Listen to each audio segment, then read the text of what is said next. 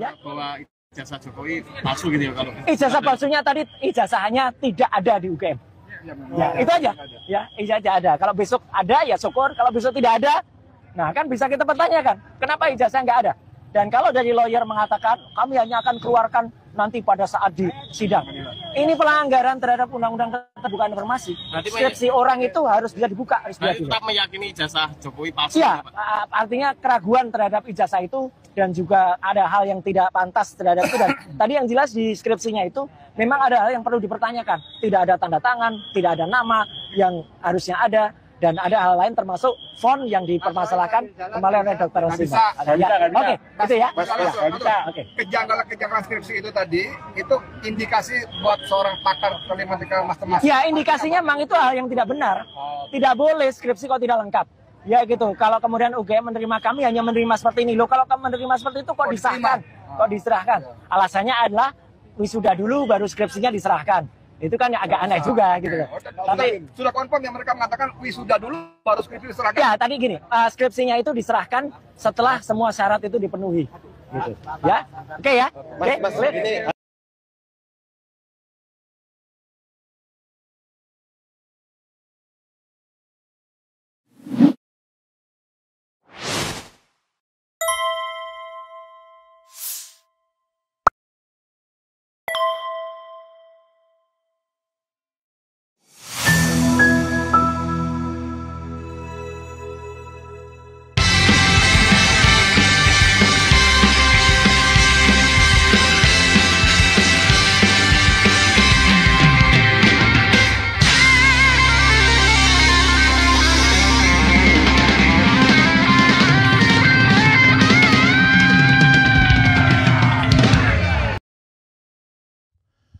Assalamualaikum warahmatullahi wabarakatuh. Sobat RH sekalian, jumpa lagi kita di channel yang keren ini. Keren jadas. Ya, sobat RH sekalian, kita berusaha menghubungi paling tidak mereka yang diterima masuk ke dalam. Jadi ada Roy Suryo, ada Dr. Tifa, ada Rismon Sianipar, ada Damai Hari akan menghubungi mereka dan kemudian nanya langsung ya, ketimbang ramai-ramai, biar kita nanti jauh lebih clear apa yang terjadi. Jadi sobat era sekalian, yang jelas ini semua di sana nih. Rismon Sianipar mengatakan mereka sedang kumpul. Ya, jadi barangkali foto-fotonya di share aja selama saya ini ya. Nih, di share aja foto-fotonya. Tetapi ini ada beberapa berita yang menarik ya untuk kita lihat. Antara lain misalnya mengatakan bahwa UGM belum bisa menunjukkan klaim 36 bukti pendukung ijazah Jokowi. Ini kuasa hukum kumpulkan nama penuding ijazah palsu Jokowi untuk digugat. Lagi-lagi ya. Caranya cara yang tidak elegan ya. Kemudian UGM siap buka tabir ijazah Jokowi .2 pengadilan jadi penentu, luar biasa. Kemudian UGM dituding tak berani jujur soal ijazah Jokowi. Amin Rais ada tekanan kekuasaan, itu analisis ya. Amin Rais sebut UGM jadi alas politik Jokowi. Roy Suryo datang ke UGM, ijazah Jokowi tak tampak, klarifikasi masih jadi teka-teki. Itu berita-berita yang dimuat oleh Tribun News, Suara Merdeka, kemudian Tempo ya, kemudian juga dimuat oleh Kabar Nusa ya. Mudah-mudahan ada suara.com ya, mudah-mudahan tidak dibilang Tempo juga. Mudah-mudahan Tribun News mudah-mudahan tidak dibilang lagi ini sumber yang tidak kredibel. Padahal sobat era sekalian, sumber yang kredibel itu adalah sumber yang tidak terlalu terkenal biasanya. Karena mereka bisa menulis apa adanya. Beda kalau media besar ya. Kadang-kadang tidak bisa menulis apa adanya. Roy Suryo .2 ijazah asli Jokowi insya Allah besok akan dilihat. Ini menurut kompas.com. Roy Suryo ungkap kejanggalan skripsi Jokowi yang diperlihatkan UGM. Tak ada lembar pengesahan. Jika kalah Jokowi akan tanggung utang negara 7.000 triliun. UGM pastikan ijazah Joko Widodo valid, siap jadi saksi di pengadilan. Kita lihat saja ya. Di depan Roy Suryo, CS UGM belak-belakan jelaskan keaslian ijazah Jokowi, bawa foto. Oke. Bawa foto hingga skripsi. Tak cukup ke UGM, masa akan ke Solo, buktikan langsung ijazah Jokowi. Dian Sandi serahkan list akun penyebar fitnah ijazah palsu ke pengacara Jokowi. Aduh. Kenapa sih tidak bisa diselesaikan kalau memang ada ijazah aslinya ya? Tinggal tunjukkan saja, case close. Kenapa selalu ingin memenjarakan anak bangsa ya? Karena itu ya pepatah berlaku ya, berani karena benar, takut karena salah. Jadi kalau pakai lapor polisi itu pasti ada sesuatu yang tidak beres ya. Oke. Coba kita lihat ya. UGM belum bisa menunjukkan klaim 36 bukti pendukung ijazah Jokowi. Yogyakarta, suaramerdeka.com, sejumlah alumni telah bertemu dengan pihak rektorat dan dekanat Universitas Gadjah Mada UGM Selasa 15 April hari ini. Akan tetapi upaya dari para alumni meminta untuk menunjukkan dokumen akademik bahwa Joko Widodo benar-benar lulusan Fakultas Kehutanan tak bisa dipenuhi kampus. Pihak kampus tidak bisa menunjukkan 36 bukti yang sebelumnya diklaim dimiliki pihak UGM. Setelah isu ijazah palsu kembali mencuat. Salah satu alumni Roy Suryo mengatakan pihak UGM sebelumnya tidak menyiapkan skripsi Jokowi. Baru setelah diminta pihak alumni, skripsi itu dihadirkan. Dari pertemuan itu diketahui bahwa skripsi Jokowi sangat janggal karena tidak ada tanggal pengesahan. Ya. Selain itu juga tidak ada nama-nama dan tanda tangan dosen penguji seperti skripsi pada umumnya. Jangan lupa, biasanya skripsi pertinggal itu yang sudah lengkap dokumennya. Kecuali untuk dokumentasi pribadi kita bisa jadi tidak ada lembar pengesahan dan lain sebagainya. Tapi saya punya lembar pengesahan ya. Kemudian dari pertemuan itu diketahui bahwa skripsi Jokowi sangat janggal. Selain itu juga tidak ada nama dan tanda tangan dosen penguji seperti skripsi pada umumnya.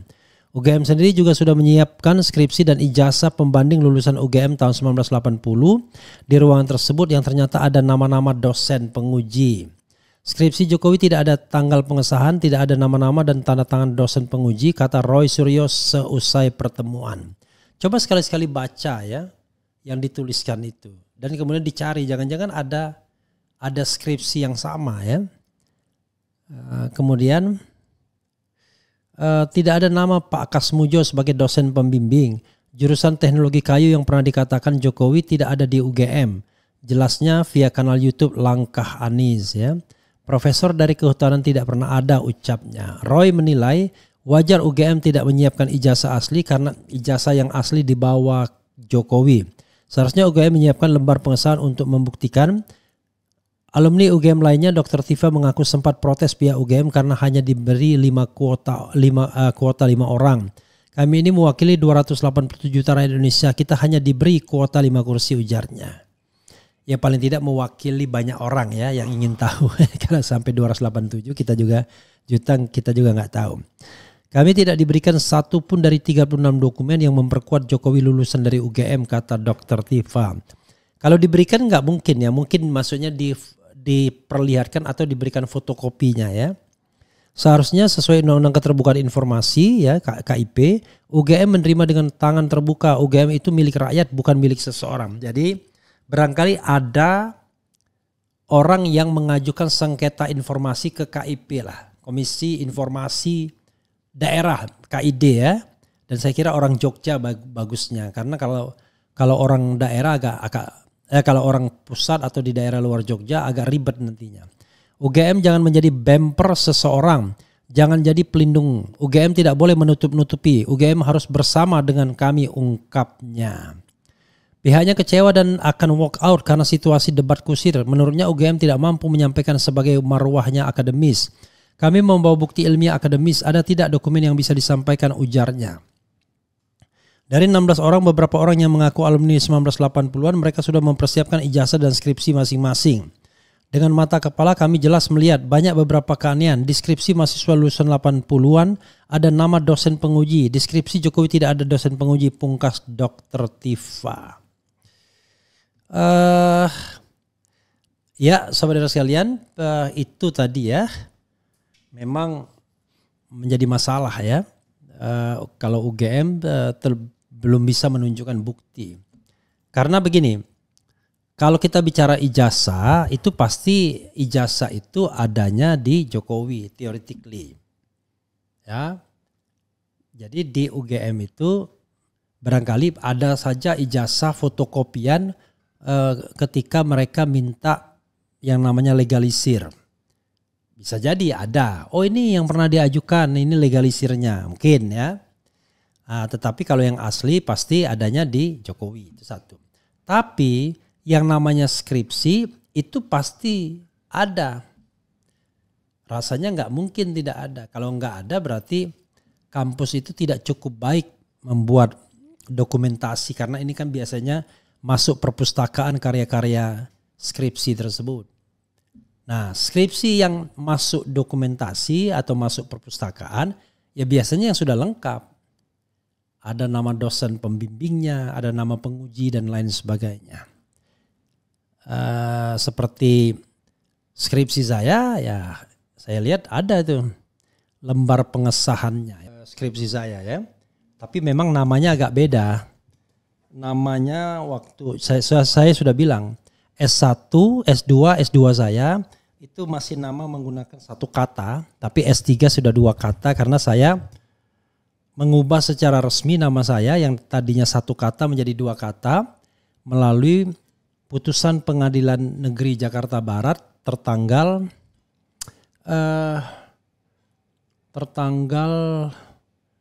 nomor handphone saya jadinya ya.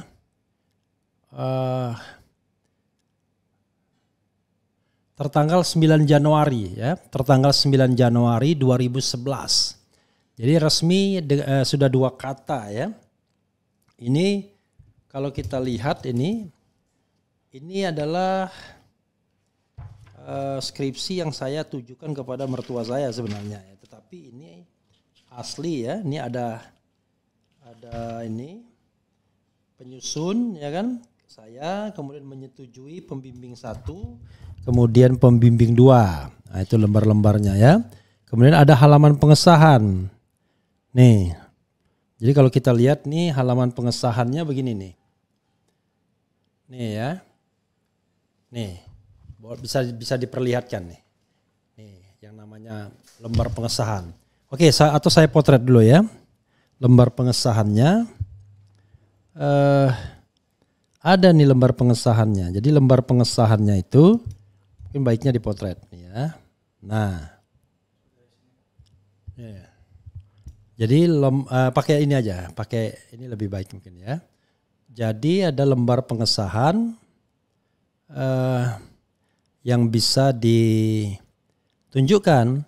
Halaman pengesahan skripsi ini dipertahankan di hadapan Dewan Penguji Skripsi Fakultas Hukum Universitas Gadjah Mada yang terdiri dari Ketua Suwoto Toto Pandoyo SH, kemudian anggota 1 Wardono SHMH, beliau sudah meninggal ya, mudah-mudahan arwahnya diterima di sisi Allah Subhanahu wa taala. Anggota 2 Aminoto SH. Skripsi ini disahkan pada tanggal 29 November 1994. Kalau Jokowi 11 November kalau tidak salah. Mengetahui Dekan Fakultas Hukum Universitas Gadjah Mada, Dr. Maria SW Sumarjono SH MCL MPA, pada waktu itu belum profesor ya. Ada ya. Nah, ini paling tidak itu lembar pengesahan tuh yang penting ya. Bisa diperlihatkan gitu. Jadi saya waktu itu membuat skripsi tentang lembaga kepresidenan ya. Lumayan tebal juga tapi ya namanya skripsi S1 ya, begitulah. Gitu ya. Tapi lumayan lah untuk memahami hukum tata negara ya. Karena pada waktu itu saya mengatakan bahwa kekuasaan lembaga kepresidenan itu sudah lagi tidak konstitusional dalam beberapa hal, tapi diganti masih konstitusional. Padahal intinya adalah ada yang tidak konstitusional ya, beberapa masih konstitusional. Itu karena ada situasi zaman Orde Baru ya. Jadi saudara sekalian, itu saja. Jadi memang seharusnya ada lembar pengesahan. Tapi kalau tidak ada lembar pengesahan dan juga penggunaannya ya dot matrix, jadi tidak Times New Roman pastinya ya. Tetapi di halaman pengesahan yang dicetak memang menggunakan Times New Roman. Tapi jangan lupa ini konteksnya adalah tahun 1994 ya. Jadi skripsi ini tahun 1994 dan saya ikut wisuda Februari 1995 karena memang UGM itu hanya 2 kali wisuda. Yaitu Agustus dan Februari. Atau Februari dan Agustus. Jadi saya tidak bisa ikut Agustus 1994 karena baru lulus November 1994 sehingga ya termasuk agak cepat lah, lumayan lah 5,5 tahun itu ya, tidak juga lama-lama banget untuk ukuran aktivis ya yang pernah menjadi ketua BEM pada waktu itu ya. Sebelumnya sih namanya masih Senat tapi sudah BEM ya namanya, Badan Eksekutif Mahasiswa. Begitu sobat era sekalian ya. Kita coba iseng-iseng telepon Rizal Fadila, mudah-mudahan bisa tersambung, tapi kalaupun tidak nggak apa-apa juga. Nanti kita akan dalam kesempatan lain kita akan telepon beliau ya, karena kelihatannya beliau masih sibuk ya. Oke, coba kita lihat ya. Ini namanya halaman atau lembar pengesahan. Kemudian skripsi nggak ada tanda tangan penguji berarti fiktif, abal-abal, wes tuh ijazah fiktif. Ya kita tidak tahu ya, tapi intinya adalah tidak lazim jadinya. Kemudian benteng UGM, pakai preman berlindung kok ke manusia melebihi. Oke. Unitas geng Mulyono. UGM benteng Jokowi, kalau UGM menutupi kebohongan sebaiknya bubar saja. Tahu malulah salah satu universitas terbaik Indonesia kok begini, bubar sajalah UGM. Endi tuh ijazah asline fisik enggak enak kie edan Mulyono, maksudnya apa ini ya? Kredibilitas tampilkan ijazah yang konon asli menurut kader PSI ya, sudah ada kan? Nah itu ya. Kredibilitas kampus ternama hancur berantakan gara-gara melindungi satu orang palsu. Ketika kampus tak lagi punya integritas, kalau kata Pak Amin itu adalah intellectual prostitute ya. Pelacuran intelektual. Ditutup aja UGM nek jadi benteng Mulyono, maju terus pantang mundur, teruslah berjuang pembela kebenaran. Nah, kalau kita lihat nih, jadi skripsi dan ijazah itu satu kesatuan. Tidak mungkin ada ijazah kalau tidak pernah bikin skripsi, ya. Tapi kalau sudah bikin skripsi, ya harus ada yang namanya lembar dewan pengujinya. Masa ada skripsi nggak ada lembar dewan pengujinya dan dijadikan dokumen di Gajah Mada, kan nggak bisa ya. Karena biasanya kita disuruh cetak beberapa skripsi dan salah satunya pertinggal untuk kampus ya. Dan di sini ada juga lembar pembimbing 1, pembimbing 2. Tapi yang paling penting itu halaman pengesahan. Karena di halaman pengesahan itulah ada tanda tangan basah dekan kalau ini ya. Nah, seperti yang saya tunjukkan tadi. Nah ini diklaim sebagai ijazah asli Jokowi yang menurut Roy Suryo melalui face recognition dan face comparison ternyata lebih mirip Dumatno. Kemiripan itu 60% lebih, sementara kemiripan dengan Jokowi cuma 30% saja. Ya. Sementara Dian Sandi Utama ini kita tidak tahu, tiba-tiba mengumpulkan akun untuk dilaporkan ke polisi. Saya nggak ngerti ini siapa. Tiba-tiba kok ada kader PSI yang dari luar kota tiba-tiba begini. Apakah ditugaskan kita tidak tahu ya. Ngumpul. Jadi bro, kalau mau bermain dunia politik, kalau kita mau berargumentasi, buatlah argumentasi yang baik. Jangan sebentar-bentar lapor polisi, sebentar-bentar lapor polisi karena yakin masih berkuasa. Ya tentu saja kita tahu siapa pengacara Jokowi hari ini. Ya, tetapi tentu kita tidak ingin bicara mengenai adu kekuatan. Yang kita inginkan adalah pencarian kebenaran. Dan pencarian kebenaran itu tidak mesti juga di pengadilan. Kenapa UGM harus bicara tentang pengadilan? Karena sering pengadilan juga tidak berpihak. Kalau pengadilan tidak bisa menjadi ajang pembuktian agak susah. Nah sekarang kita tantang. Apakah pengadilan berani memproses gugatan dari Dr. M. Taufik terhadap keaslian ijazah Jokowi? baik ijazah SMA maupun ijazah sarjananya. Kan itu yang paling penting. Tapi kalau misalnya tiba-tiba pengadilan main ulur-ulur waktu lalu mengatakan kami tidak berwenang, wah podo aja namanya, nggak ada gunanya.